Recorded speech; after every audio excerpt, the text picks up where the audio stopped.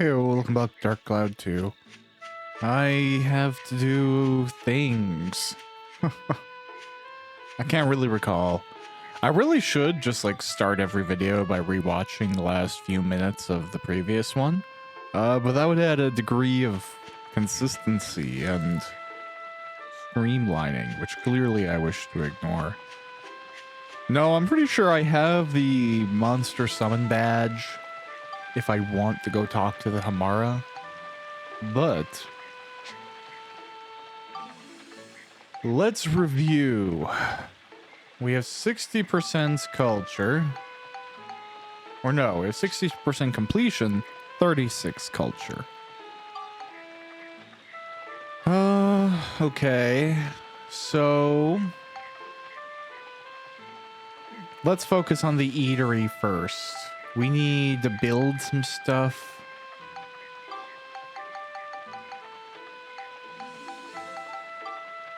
Do chimneys increase culture? Let's see, 36. Yeah, it looks like maybe they do. But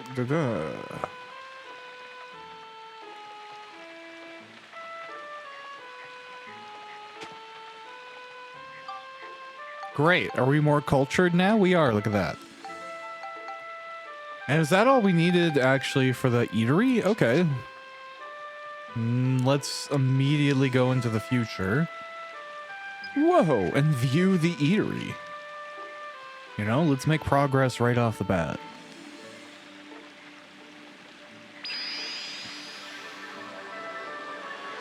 Now, you know what? I got charged something. 1 second.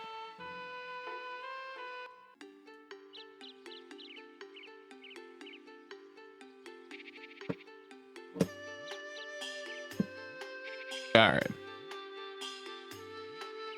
There we go. The eatery is up there. Nice. You have a sandwich shop in your forehead, sir. I don't know. For humans, that is presumed to be not something ideal. We don't like that. I, for one, would not want a sandwich shop to be open in my forehead. But,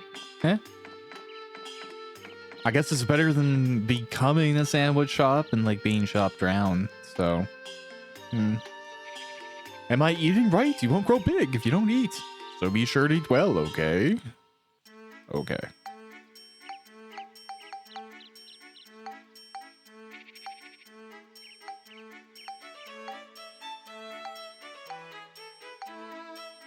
Okay. Looks like a fair amount of like, I guess what you could call tier 1 items? I don't know. All right. Well, let's go to the past. And I know I have to work on the sword that I have right now that Monica's working on. Level up her sword, I think only once more, and then we can take it to the girl at the sword store. Get her to move in, build her a house. So grinding for the stuff that we need to build another house kind of coincides with, you know, what we're looking to do anyways.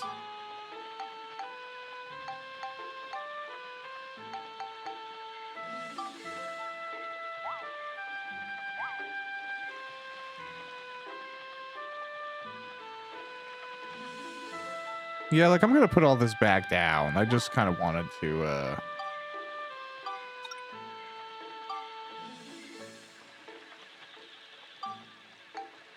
can I make like a path?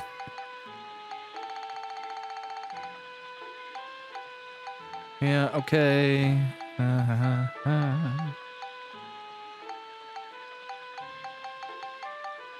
No, I can't really like...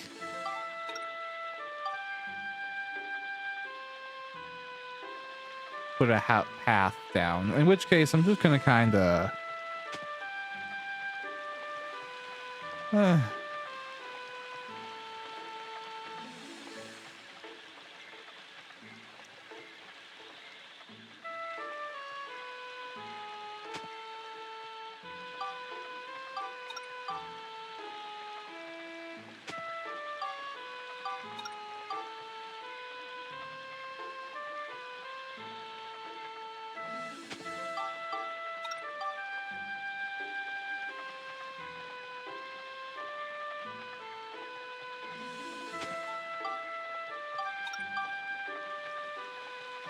Yeah, I don't know why I thought I could, like, use that.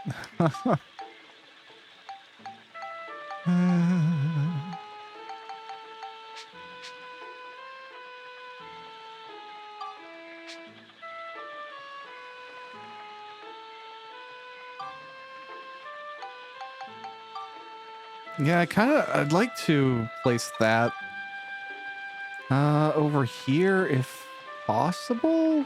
If not, okay.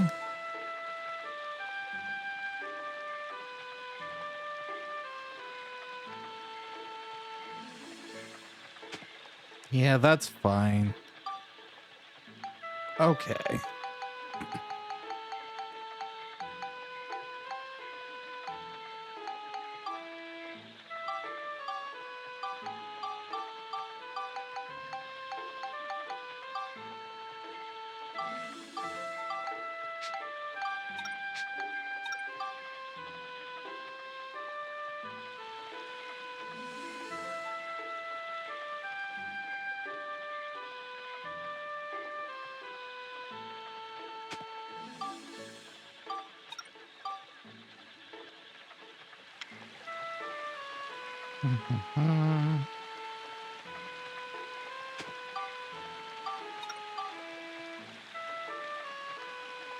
Okay, I think my next house is gonna go up there. Something I want to make sure of really quick. Yeah, that's what I figured is,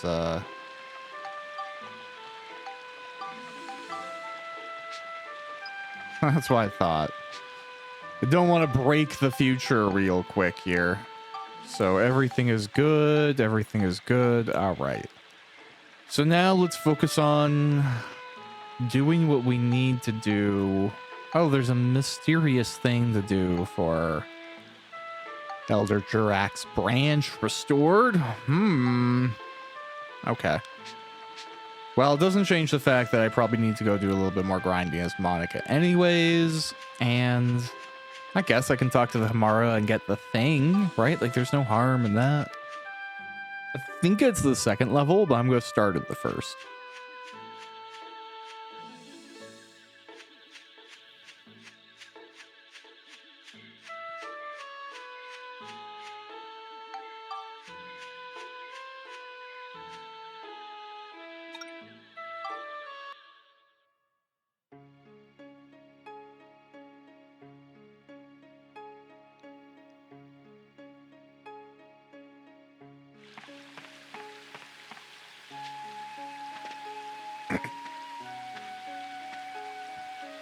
Okay. We have our Chris here. Great. Dun, dun, dun.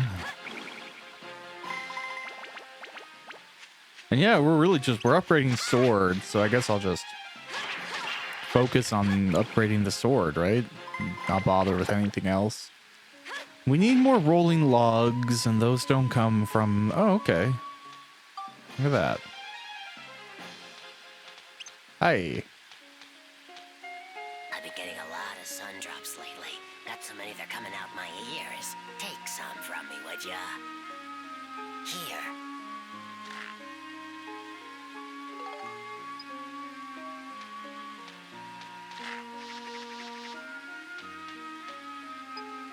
Sewer rats are so simple-minded. All they need to be happy is a measly piece of cheese. Okay, well, thank you for helping us. Now I guess I'm going to murder you in cold blood. Sorry, sir. You are experience.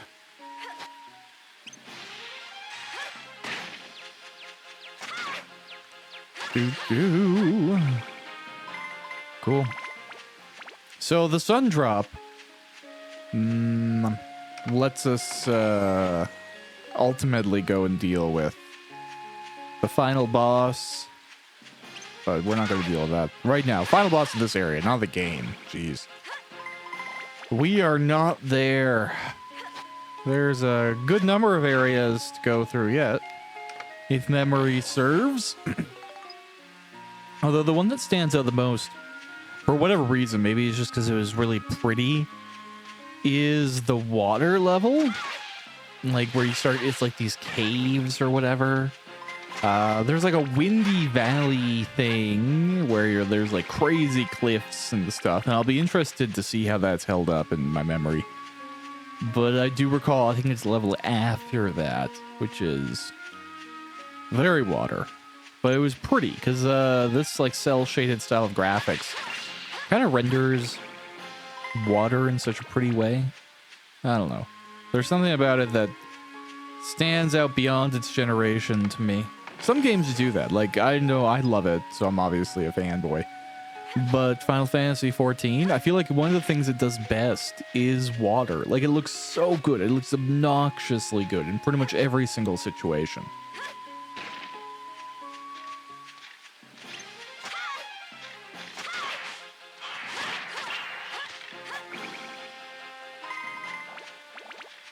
Yeah, you know what? From last time, I recall actually just doing some grinding. I got to making a decent amount of money, so it wasn't like awful.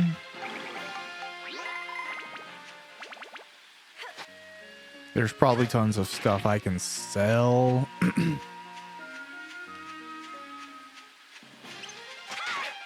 I wonder if I need to beat the final boss before I can truly finish Sundane. I can't actually recall.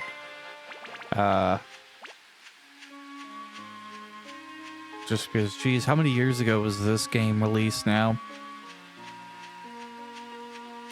Not yesterday is the answer, and that's alright. There's tons of good games that are coming out today. There's tons of bad games. Pretty much the same as it's always been, in my opinion. I can't say I understand all of the trends in gaming right now, but it's just not for me, you know? Like, it'll cycle back around eventually, I'm sure. And there are still some big releases that are exciting that I can have a lot of fun with. Obviously, who didn't enjoy Baldur's Gate 3? Just a stunning game. But I've played it, I think I have 3 characters already at this point. 1 co-op, 2 solo, and yeah, it's just every single game, every single run, I've done something different. I've had a new experience, and I try and be a rather completionist person, especially when I'm playing solo. But even then, it's there's, you know, it's the nature of branching paths. Sometimes you close stuff off to you, and that's good. Sometimes I think, you know, game developers or designers, I guess more accurately, they're scared nowadays of not letting the player experience everything. And don't get me wrong, I understand that like the percentage of players that actually replay their games is low. So if you're making this cool experience, you want to, you know, let people have as holistic experience as possible. But I don't know, maybe they're doing that because they haven't had the opportunity to play enough games that make replaying worth it. Not just like, oh, this guy has a different hat now, or something insignificant, some superficial change, but like real massive changes to the story, like significant new levels, new abilities, new story paths, new endings. That type of thing is much more rewarding. Or even just being able to do the things you didn't do before, right? Whether that's being non-lethal in Deus Ex, you know, maybe the first time you played, you were like really, really careful. And now when you play Deus Ex for your second time, you know who you dislike and you're going to be aggressive to them right off the bat, right? And the game responds to you in different ways to make it feel like you are still having a different experience. It's kind of random, but if you haven't played the Deus Ex Redux, I think it's called, it's like a update of the very original game. You have to have the original own it, but it's like a free mod, effectively, that reworks a huge chunk of the game, gets it running on modern systems way better, and is just in general awesome. Like, you can see really definitely how much of Deus Ex's design still holds on in the modern era, but that's a good thing. It's a great game. There's parts of it that I don't know, like they've aged well, but they're frustrating. Or your desire to do something, it can't meet like the ability to do it in game as smoothly as maybe as you would want to. Like I'm thinking of a moment where you like drop down into a train station and there's like guys you have to fight and a bomb you have to defuse, and while you pull it off and you can do it very smoothly, like if you've ever seen John Wick and you have this idea of fluidity in your mind, Deus Ex is still a little bit clunky from that perspective. So you have to grease the wheels with imagination. But everything outside of the fact that like it's an age-old game and stuff like that, if you don't have a sensibility that's affected by old games like that, oh my god, it's still the best. But I know you can't really give some old games or some overly complex games to people. Oh, this is where I started. I'm dumb. They'll just bounce off of it. They need like some reasonable prefix, because the things that got us into the games when they first came out, warts and all, it's very difficult to translate that experience to somebody else who doesn't have to endure it for whatever reason. Like there's tons of games that the first time I ever played them, I didn't even like them, but I had this nagging feeling of like, there's something more there, right? Like there's something, if I just figure it out, I can have a good experience. But that desire to like scratch underneath the surface and find all the hidden goodness, it's only motivated by being in an environment that's kind of lacking for goodness, right? No one's trying to eat tree worms if you have a full roast dinner on the table. And that's part of what I think is something you can't just bring to other people. You can't shove them in a room, take everything away, and then expect them just to enjoy it as a result of scarcity either. It's like very much not how it works. So while there are some games that maybe I really love, because back in the day I rented them as a kid from the store for a week, and it was the only game I got to play that was new for that week, and it was that or nothing, and I was gonna have fun no matter what, right? That's a little bit different now than like a modern Steam account, where if I don't like something, I can find something else for 5 cents and try that, or download one of my 10 million other games, or insert option here, right?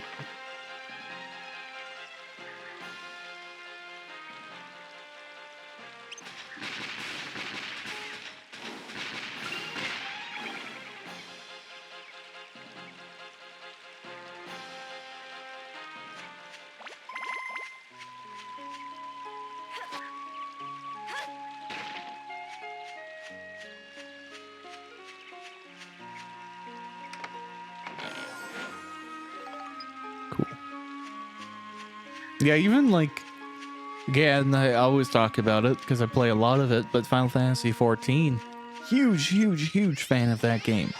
I do not think you could bring somebody who doesn't have a lot of pre-existing video game experience into Final Fantasy 14 and expect them to have a reasonable or even good time.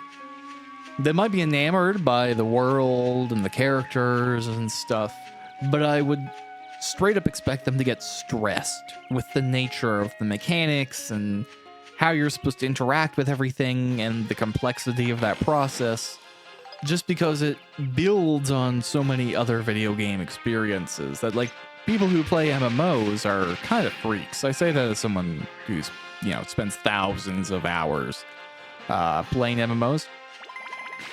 It's a possibly antisocial behavior inherently, and I don't mean I know there's other people. I recognize that you're not just sitting in a room by yourself. What I mean by that is the process of getting really good at an MMO is something that typically takes you away from your regular life. Like, there's very, very few people who are like, oh my God, I really got into World of Warcraft and I still finished my doctorate. Are there examples? Yeah. But I know way more people who are like, I had to stop playing this game so I could, like, live a life. Because it's very tough to feel like you're getting a full experience in those games and still give a full experience in regular life. You usually have to kind of pick like, I'm going to do a few things at IRL and then the rest of this is going to be virtual. And while that's like, it can be a little bit extroverted, sometimes like if you're interacting with people, it can be classically social, like being around people. When I use the term antisocial, I don't actually mean doesn't like people. I mean it in like, I guess what would be a more classical sense, in that you are demonstrating a behavior that is opposed to the togetherness of society.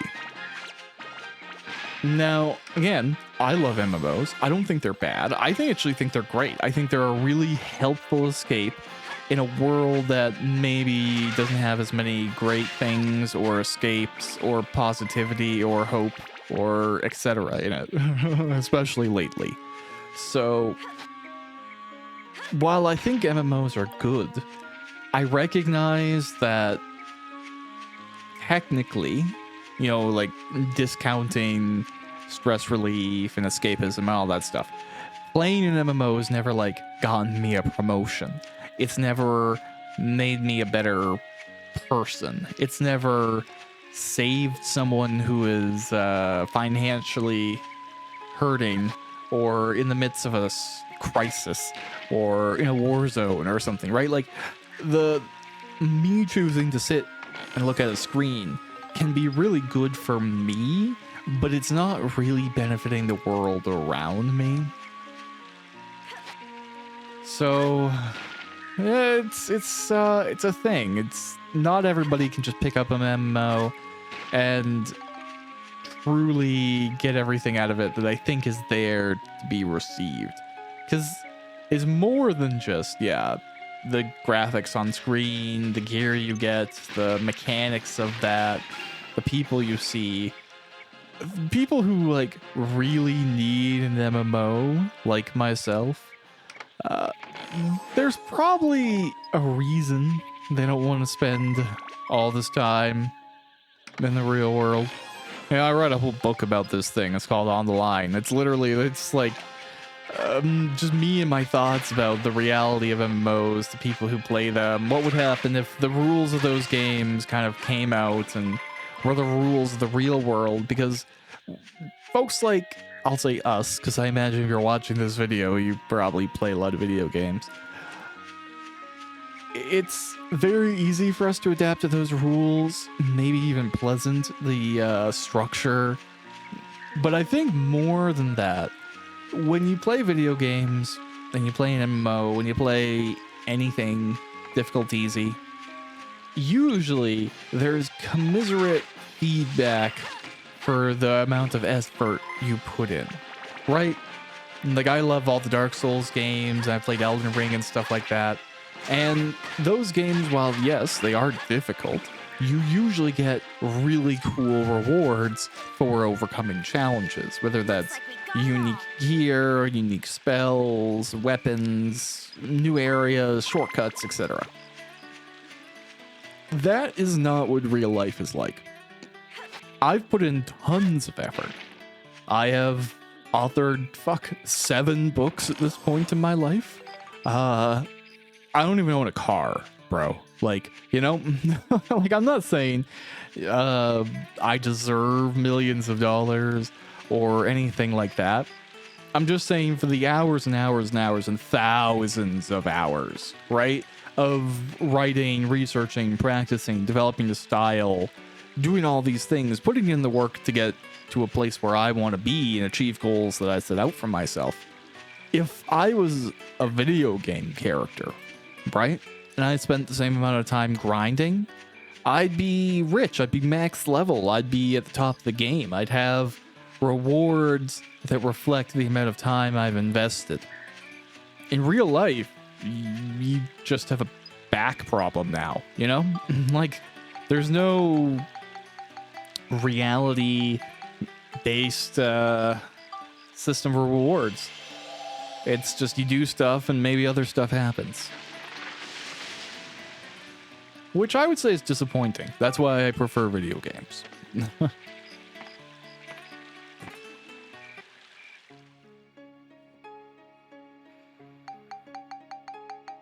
But it's also why I think I have to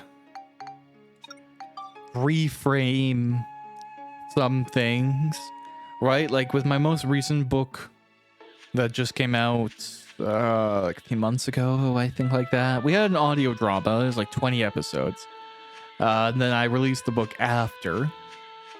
And when folks have asked me, like, how did the book launch go? I kind of have to, like, break it apart into two different types of success, right? Like, are you asking about my creative success? Like, do I feel like I achieved what I wanted to achieve? Or, you know, whatever, accomplish my creative goals? Did the book hit that? Or are you asking me, like, did I make money? Because I typically create art for my independent feeling of success and accomplishment. But I think a lot of people equate success with audience growth or return on investment. And it's not like I haven't made money from it, but it's not like my life is different now. Nor really did any of my books actually do that. But it's still worthwhile. Oh well.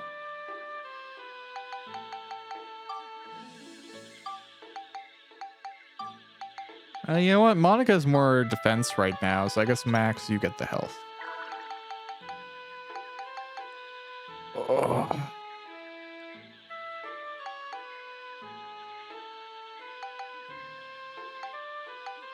Okay.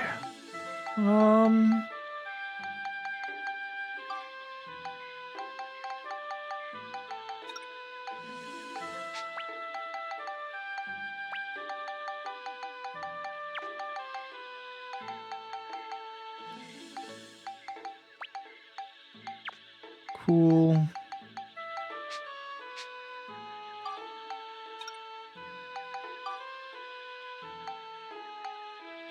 Just beast, eh?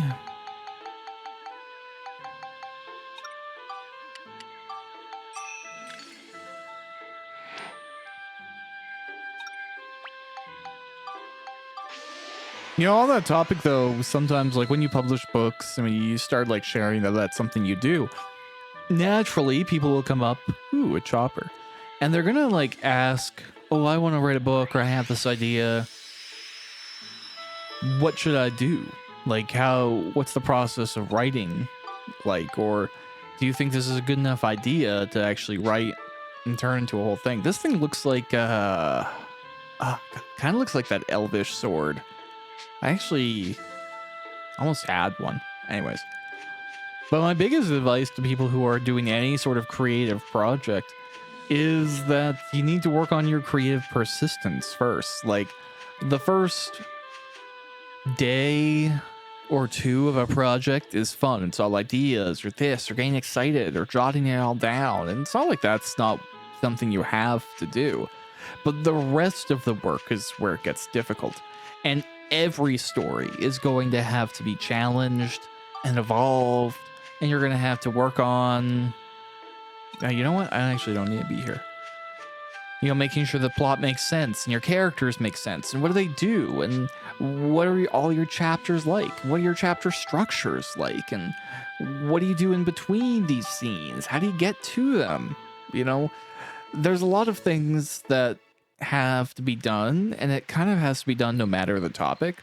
And sometimes I think folks ask a question about writing that's kind of like, how can I escape having to do work? Or can I creative my way out of actually having to, you know, apply myself on this creative thing? And that sucks because it feels undervaluing sometimes. Like, folks think, oh, anyone can do that. It's just putting words on a book or a piece of paper or typing into a computer. But getting all those words to come together and actually mean something is much more challenging than it may initially seem. Either way, be my friend. Wow, that's a pretty impressive sword. Sorry I had to test you. It's just that if I fight with an amateur, it's dangerous for me too. But I guess I needn't worry about that with you. Right, let's go fight together. All right, Mullane.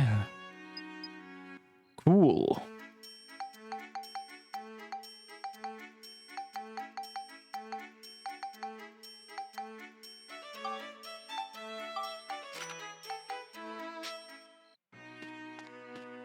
Well, we can move her in.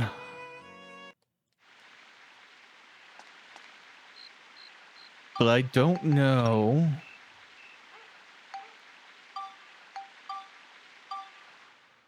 what exactly that other event is. Maybe that's the butterfly. Maybe I just have to go fight the thing. It's like boss beaten. I think I'm strong enough. I don't know. Okay, I should just go buy some rolling logs real quick. I don't know how many, like 20. I should have 20 or something, maybe. Because I need another house, but I can't remember all the stuff that goes into it.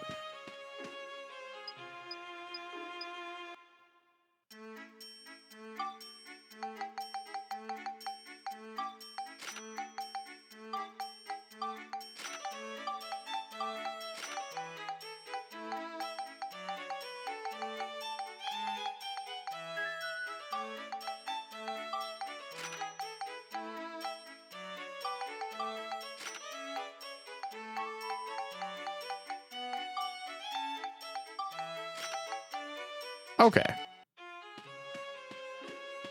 My hope is all that random stuff is enough to build what I want to build.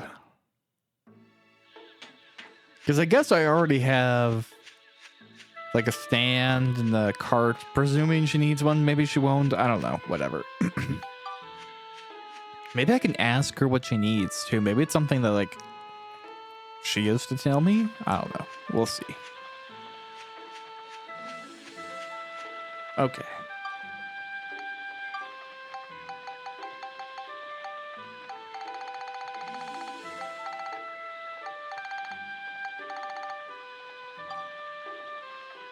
Nice.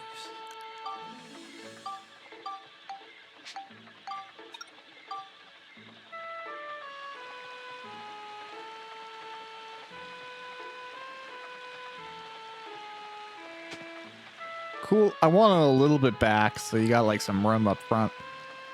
All right.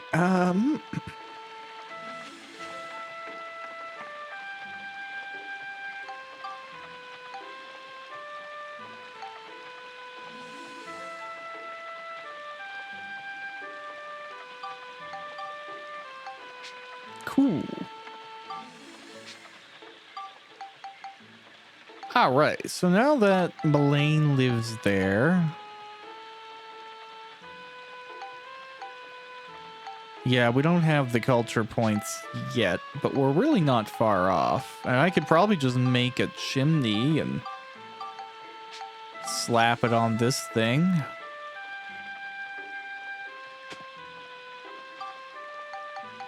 Now we have enough culture.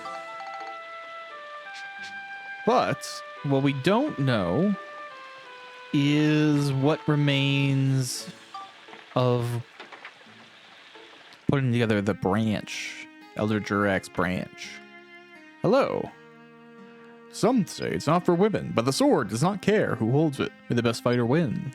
Yeah, I agree with that.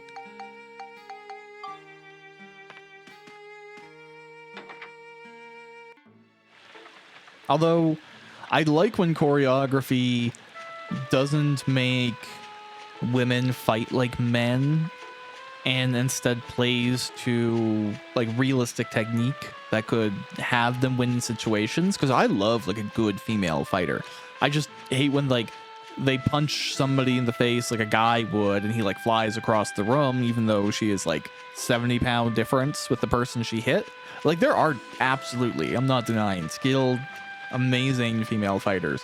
I just like choreography that showcases the difference, or how you would have to win against an opponent that's maybe bigger than you, like the types of redirection, maybe the brutality you would have to employ. And I think considering those things would make the fights more realistic and fun to watch. I don't know. It was like the, even thinking of John Wick, like in the 4th movie, the daughter of the Japanese hotel manager, they fight in like that scene in the raid. I won't say any more if anyone hasn't seen it, but that's like, she's tremendous, and all of her moves and all of the approaches she has to fighting take into consideration the fact that like she's not a huge person, but she's well trained and she knows what to do, and she focuses on weak points, and like she's just incredibly brutal at times. And that's what you gotta do to win, if that's the situation you're in, right? All right, well, I can't think of what the question mark thing is, so I'm thinking it might be the boss, so I'm gonna go fight the boss. Or at least I think I will.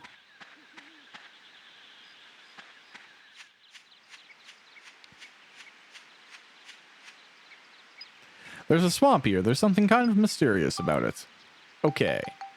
So I think we like plant the seed and then get it to bloom with the sun thing, right?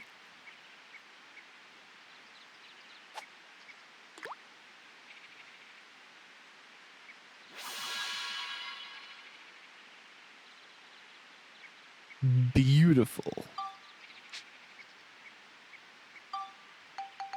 Okay, let's hope we are in an acceptable place for this boss fight.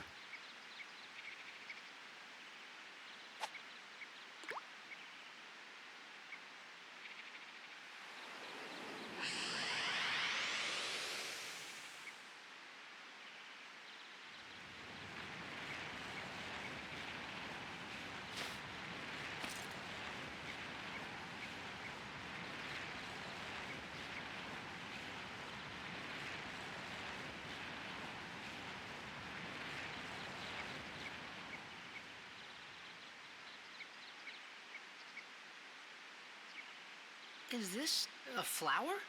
It's huge. It's a Lafretia.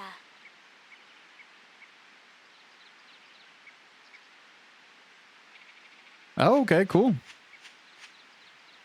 Let's go. What do you think these are? Are you gonna touch it? Ew, don't do that. It's fine, I'm sure.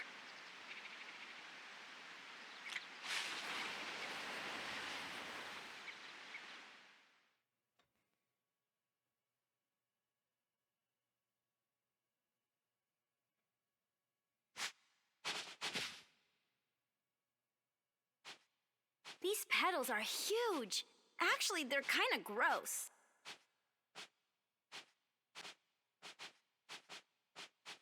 Look!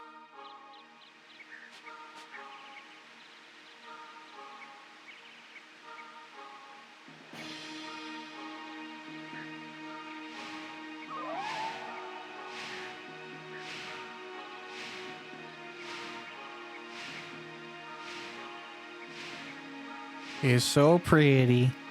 That's the rainbow butterfly. It's coming!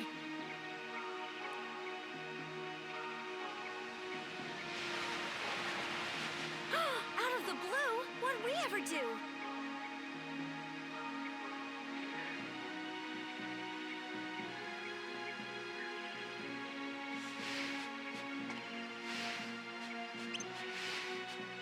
Oh, okay. What a fight.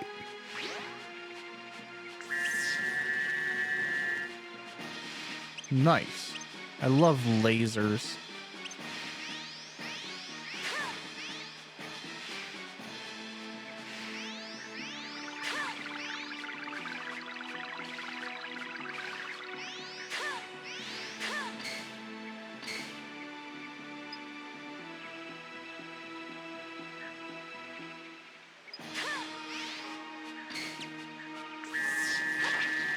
Oh, okay.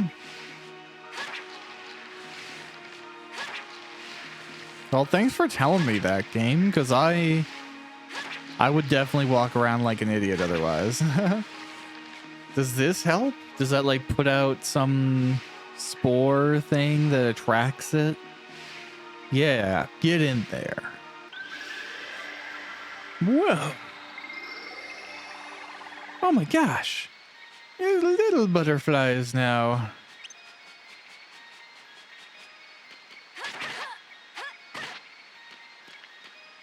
Okay, is that the deal? Like you get one, goes back down.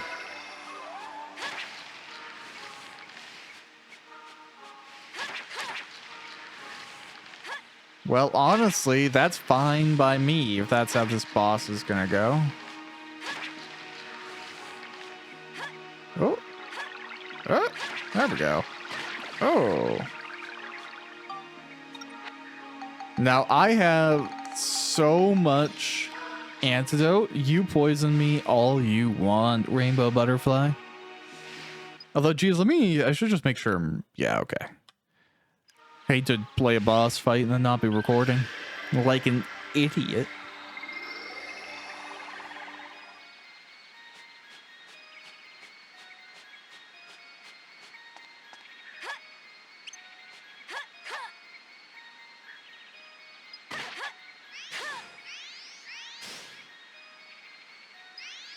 What? You have to defeat them in certain orders. Think about rainbows. Oh my god, do I have to sing the frickin' rainbow song?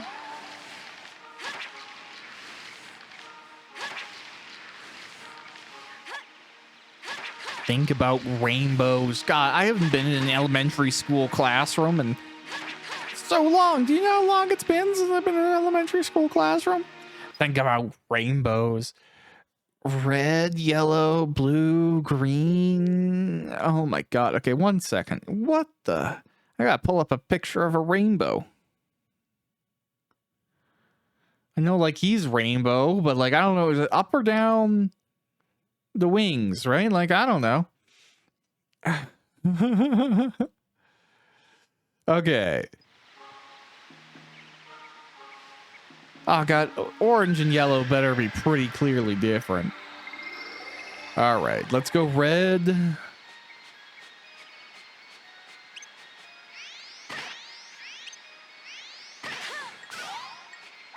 Red, orange.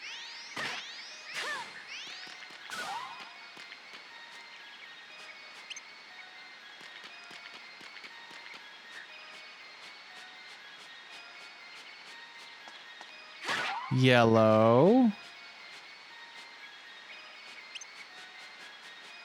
Oh.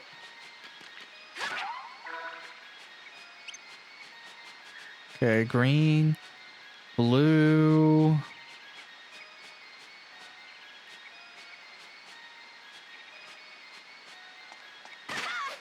God damn it.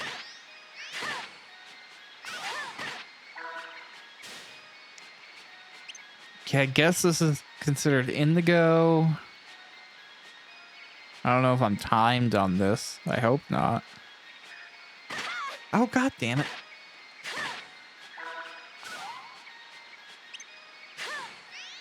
Whatever. There we go. Does that do it?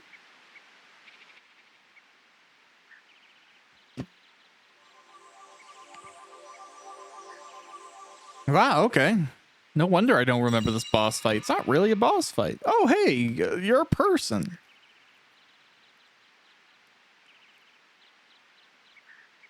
So you're the ones that stopped me. Thank you. Are you the one that they call Holly? That's right. Holly is the name I went by as a human living among the little folk. So that means your real form is the rainbow butterfly? Why did you appear to the Furbits in human form? Well, you see, I wanted to thank them. Thank them for what? Originally, I too was a tiny butterfly. Once, when I still wasn't used to flying through the forest, I got caught in a huge spider web. I couldn't get out of the web no matter how much I struggled, so I just took a deep breath and resigned myself to my fate. Just at that moment, some Furbit folks came by and released me from the web. I was free. I flapped my wings with all my might and returned to the sky. They were waving as I flew off. They had saved my life, you see. My 7 saviors. The years passed. I grew and matured as a rainbow butterfly. As a monster, too, I found myself with plenty of magic powers. I used my powers of transformation to assume human form and approach them. I had wanted to give them something as a sign of my gratitude. But while I was living among them, I realized that the time I spent with them was more precious than anything. Before I knew it, I found myself wanting to spend the rest of my life as a human. Then why'd you disappear? The Furbits really miss you. Oh, that. There was sort of, an accident. A great, dark force from somewhere began to affect me. I was a monster, after all. And so this force awakened the powers of my original self buried deep within. I came to realize that I could never suppress the dark stirrings in my heart. There was nothing I could do but quietly leave their company. I've been hiding out in these woods, doing all I can to gain control of myself again. But the dark force got the best of me, and I was just a mindless monster when I attacked you. So that's what happened, huh? I can't go back to my old friends anymore. Would you please give them this letter? Okay, I'll be sure to give it to them.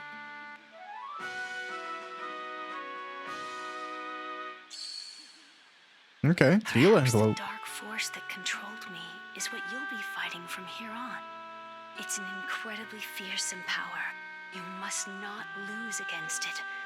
Please, win back our world. Well, I should be on my way. Goodbye. Okay, your eyes are really cool.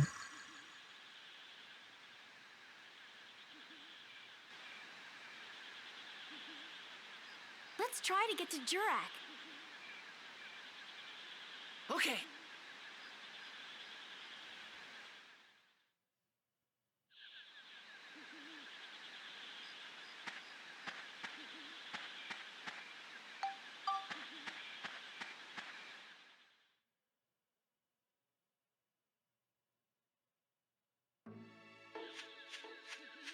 Okay, well, that was all great. We should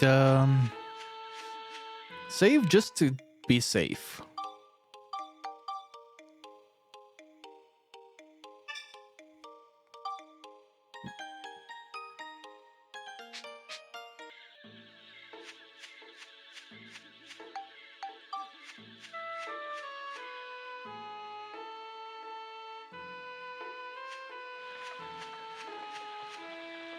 Yeah, something's gonna happen in the future. Who would have thunk it? But how much?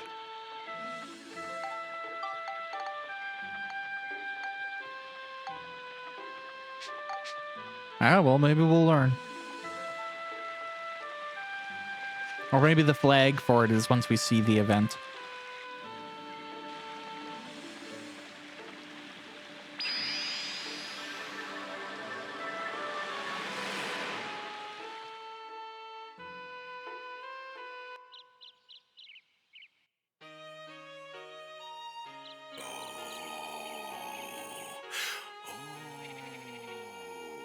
I've remembered.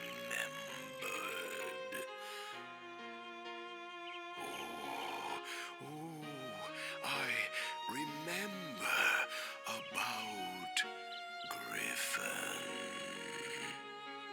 You do? Tell us about him. Griffin does not exist in our time. He shows up just just a little in the memories of our distant ancestors. Seems he likes flowers. Huh? Flowers? That's what I remember anyway. I don't quite know the details. But Griffin was around in ancient times.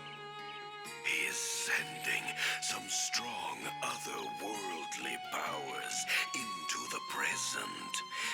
He's controlling a lot of things. So Griffin is controlling the monsters in this era from ancient times. Which means his world is that of the distant past. That's right. So, Jurak, how far back in the past is Griffin?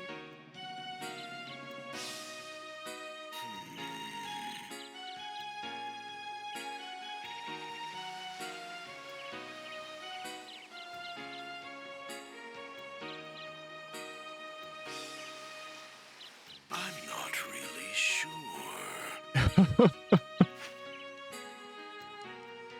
You might want to ask Crest for the details.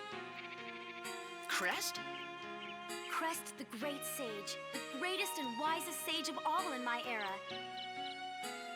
With the moon crystal, he can use vast astrological powers. He can see everything that happens in the world. Well, let's go and see him. Yes, good idea. But it's not that easy. Huh? Crest's origin point has been erased too. That's not a problem. We have the Carpenterian, right? Let's just revive Crest's origin point as well. Yes, exactly. Crest's origin point is the holy ground of Balance Valley. In the future, a great temple will be built there. That's where all the sages will gather. So that's where Crest will be. Let's get going.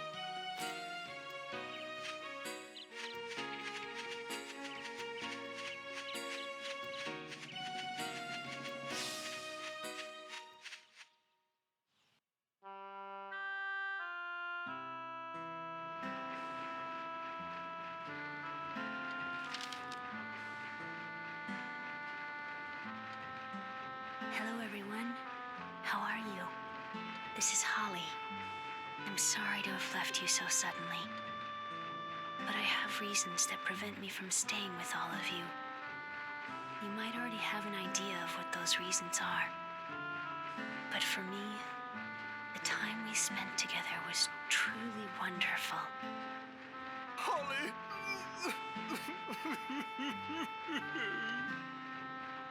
Farewell, everyone. Stay happy and healthy. You will always be my one and only family.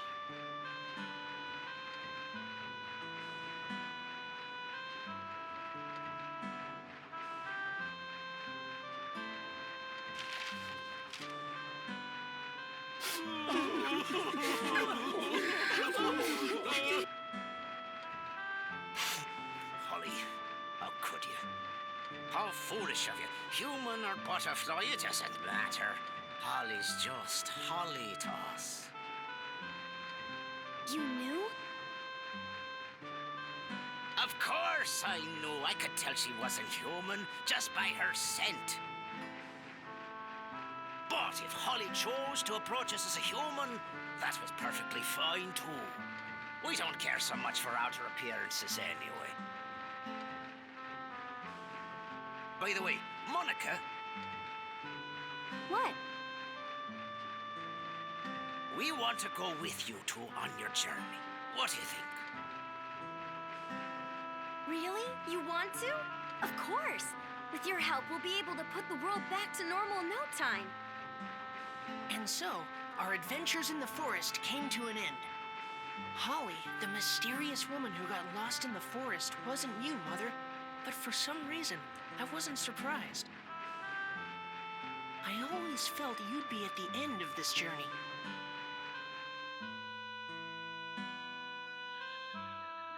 Just about then, Borneo and the others finished clearing the rock from the tracks so the train could move on again. We set our sights on Balance Valley.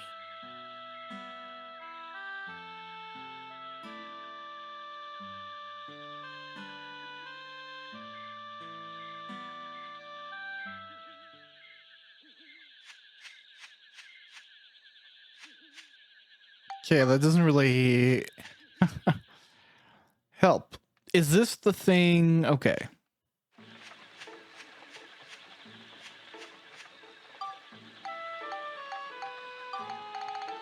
No, that's not Elder Drake's branch restored. Because I'm thinking, is it the thing where I have to go down that path? Because that's something I won't be able to do until later.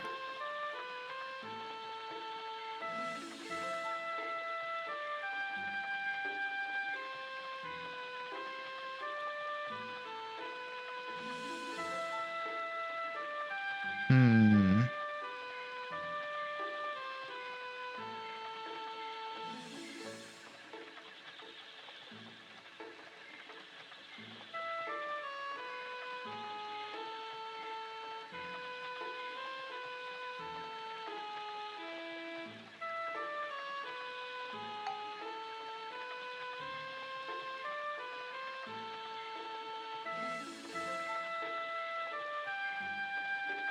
Huh, apparently I can just do it. So let's see. Yeah,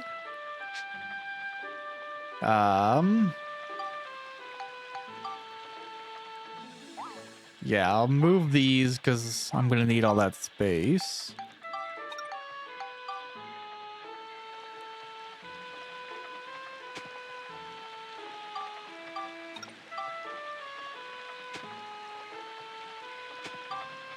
Perfect.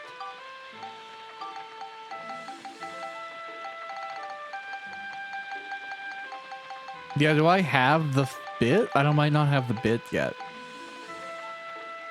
Is it this? I don't want to make the wrong thing, right?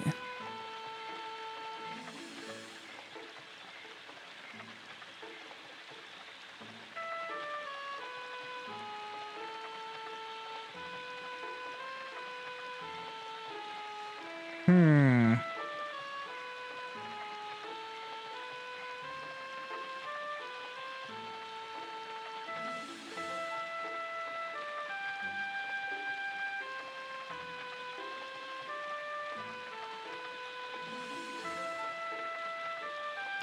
Yeah, so I don't know. We'll see.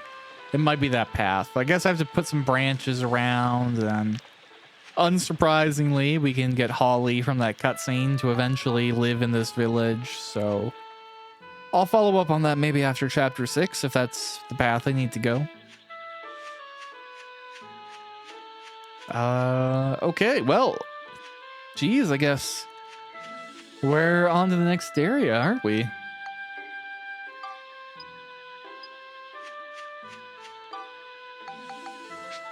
Yeah, I mean, geez. I guess let's go in and load into the next spot.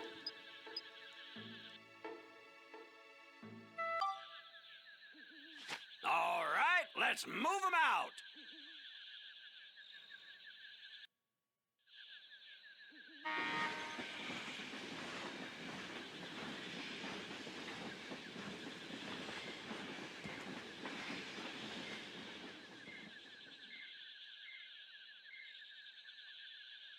Balance Valley. Let's do it.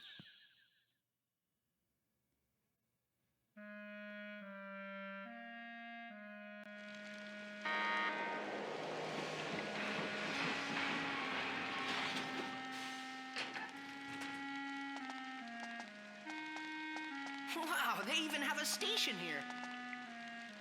This is Balance Valley Station. Ha! By the look of things, this valley's been hit as well. Hey, Max!